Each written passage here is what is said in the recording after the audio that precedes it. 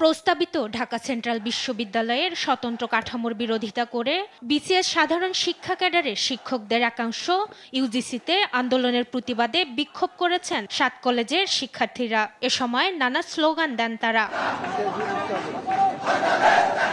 বিশ্ববিদ্যালয় গঠনে সরকারের নেয়া পদক্ষেপের বিরুদ্ধে শিক্ষকদের আন্দোলন সরকারি কর্মচারী আচরণ বিধিমালা লঙ্ঘন বলে অভিযোগ করেন শিক্ষার্থীরা। তারা আরও বলেন, ২০১৭ সালের পর যে শিক্ষকরা কখনো শিক্ষার্থীদের পাশে ছিল না, তারাই এখন ৭ কলেজের সমস্যা নিরসনে বাধা দেওয়ার চেষ্টা করছেন। গত ২০১৭ সালে ঢাকা বিশ্ববিদ্যালয় অধিভুক্ত করার পর থেকে বিভিন্ন সময়ে শিক্ষার্থীরা রাজপথে রক্ত ঝরিয়েছে। অত্যন্ত পরিতাপের বিষয়, সেখানে আমাদের শিক্ষক মহোদয়গণ তাদের কোনো সিম্প্যাথি ছিল না। কখনোই শিক্ষার্থীদের পক্ষে গিয়ে তারা বৃহত্তর আন্দোলন কখনোই ডাক দেয়নি।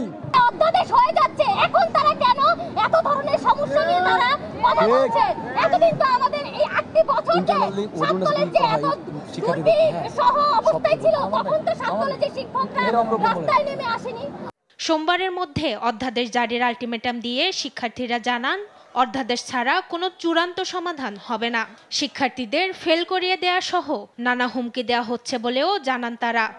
অত্যন্ত কষ্ট লাগে যখন উচ্চশিক্ষার ক্লাসরুমে ঠিকমতো শিক্ষক মহোদয়গণ শিক্ষার্থীদের চাহিদা অনুযায়ী লেকচার প্রোভাইড করে না।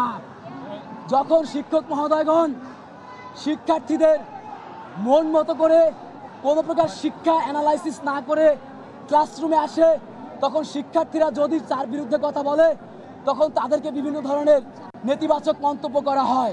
দ্রুত অধ্যাদেশ জারি করা না হলে রাজপথে নামার হুঁশিয়ারি দেন শিক্ষার্থীরা।